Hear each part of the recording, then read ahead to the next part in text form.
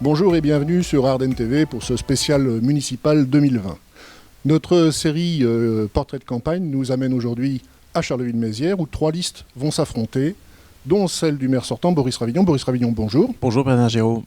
Votre liste se veut sans étiquette, mais vous êtes vous-même adhérent d'un parti, les Républicains.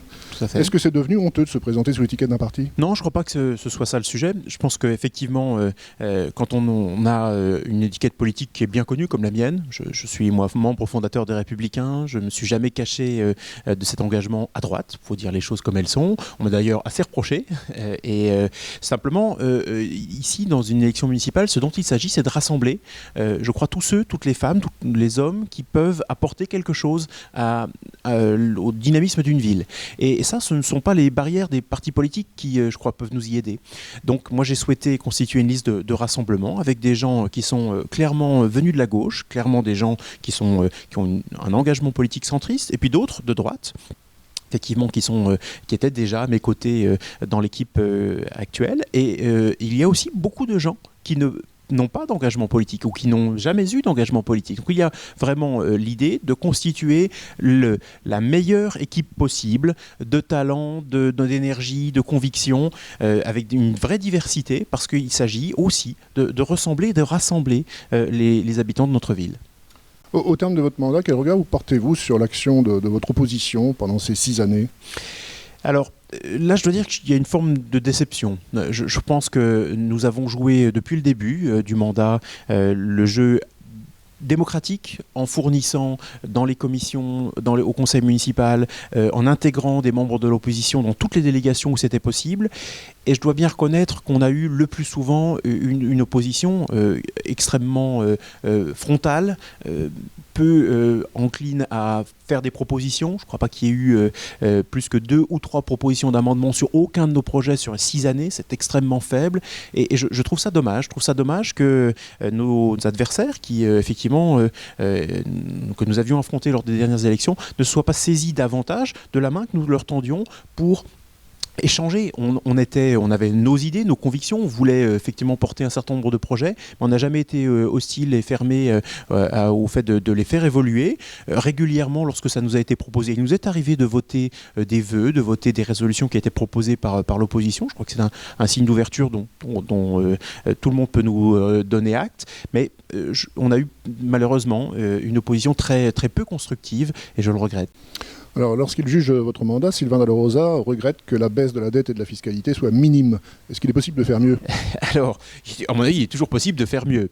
On va dissocier les deux sujets. Sur la fiscalité, on a tenu notre engagement. Notre engagement, c'était de baisser de 10% les taux de fiscalité à Charleville-Mézières.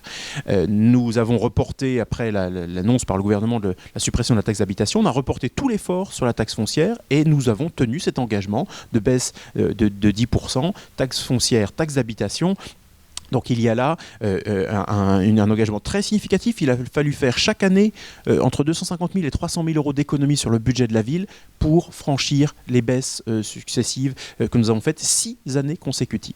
Sur la dette, je suis un petit peu étonné du reproche qui nous est fait. Effectivement, on a réduit l'endettement de 5% sur la durée du mandat, là où nos prédécesseurs, dont Sylvain Dalla Rosa, qui était adjoint à l'époque, l'avaient multiplié par 2 sur la période 2001-2014. Donc, quand on multiplie la dette par 2, je crois que ça doit conduire à rester un tout petit peu modeste sur le jugement qu'on peut porter sur les efforts de désendettement qui vont, à mon avis, dans le bon sens, mais qui doivent être réalisés aussi au fur et à mesure des investissements que nous avons pu faire. À Charleville-Mézières, il y avait aussi encore sur ce mandat besoin d'investir beaucoup dans la rénovation de notre patrimoine et le développement de la ville. Alors, chaque mercredi, vous recevez des carolo-massariens qui veulent vous rencontrer. Quel bilan tirez-vous de ces rencontres au bout de 6 ans ? Est-ce que vous continuerez à les faire si vous êtes élu ?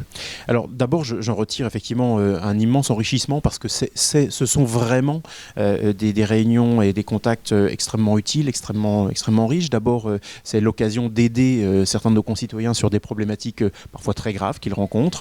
La municipalité de Charleville-Mézières, le maire de Charleville-Mézières ne peut pas tout. Je n'ai pas de baguette magique, comme je le leur dis très, très régulièrement, mais sur un certain nombre de domaines, nous arrivons à aider concrètement les gens qui viennent nous porter ces difficultés qu'ils rencontrent. On a, je crois, au travers succès dans le temps de cette permanence, une petite idée aussi du besoin gigantesque de proximité qu'ont nos concitoyens.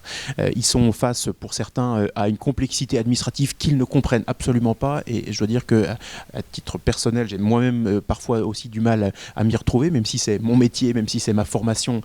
Nous vivons dans un monde d'une complexité inouïe, et donc ils ont besoin de cette proximité, ils ont besoin de pouvoir accéder à un élu et d'obtenir parfois un certain nombre d'explications. Donc je pense que ça a été une vraie révélation pour moi que la nécessité de ce contact direct avec les citoyens, et j'ai bien l'intention, si effectivement les Carolo nous faisaient de nouveau confiance, eh bien de poursuivre cette démarche et d'y engager mes adjoints, parce que là, en dehors de ma première adjointe, l'équipe des adjoints ne s'est pas engagée dans cette voie-là, mais je crois qu'à l'avenir, eh bien, il serait bon que l'ensemble des adjoints, et pas seulement le maire, soit aussi facilement accessible et en contact direct avec les citoyens. Maurice Ravignon, merci. Quant à nous, on se retrouve très bientôt sur Ardennes TV pour un nouveau portrait de campagne.